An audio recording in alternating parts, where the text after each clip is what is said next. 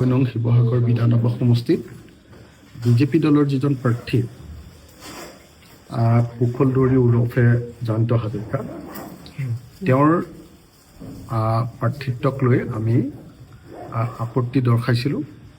কাৰণ 2010 চনৰ 130/2010 এটা তেওঁ গোচৰ আছিলে কাজিৰঙা নেশ্যনেল পাৰ্কৰ ভিতৰত জীৱ হত্যা কৰাৰ।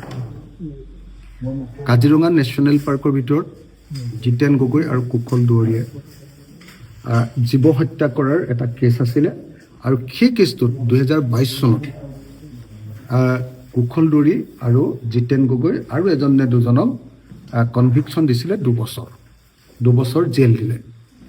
জেল দিয়াৰ পাছতো যেতিয়া 2 বছৰ জেল হয় এজন হেৰিয়াৰ কি কয় আপোনাৰ মানুহৰ, তেতিয়া তেওঁ কেতিয়াও 2 বছৰ বা তাতকৈ ওপৰত যেতিয়া জেল হয় তেতিয়াহ'লে তেওঁ কেতিয়াও নিৰ্বাচন খেলিব নোৱাৰে। সেইকাৰণে আমি কমপ্লেইন পেটিশ্যন দিছিলোঁ শিৱসাগৰত, আৰু আমি দিয়া কমপ্লেইন পেটিশ্যনৰ ভিত্তিত ইলেকশ্যন যিজন বিষয়া আছিলে সেই বিষয়াগৰাকীয়ে বিষয়টো তদন্ত কৰিলে, আৰু তদন্ত কৰোঁতে তেওঁলোকে তাৰ উত্তৰ দিবলৈ সক্ষম হোৱা নাই। কুশল দুৱৰীৰ পক্ষই উত্তৰ দিবলৈ সক্ষম হোৱা নাই।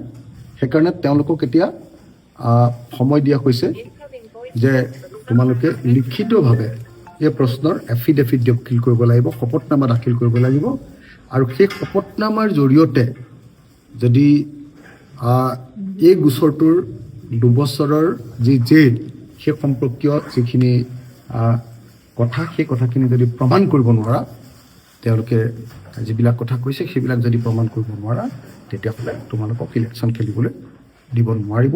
এই কথাটো আহি যাব। গতিকে এই মুহূৰ্তলৈকে স্থগিত হৈ আছে।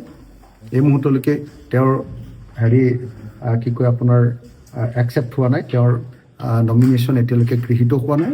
আৰু আমি আশা কৰিম যদি সঁচাকৈ নিৰ্বাচন আয়োগে নীতিগতভাৱে গোটেই বস্তুটো চাই, নিশ্চিতভাৱে কুশল দুৱৰীৰ নমিনেশ্যন অগ্ৰাহ্য হ'ব, কুশল দুৱৰীৰ নমিনেশ্যন বাতিল হ'ব।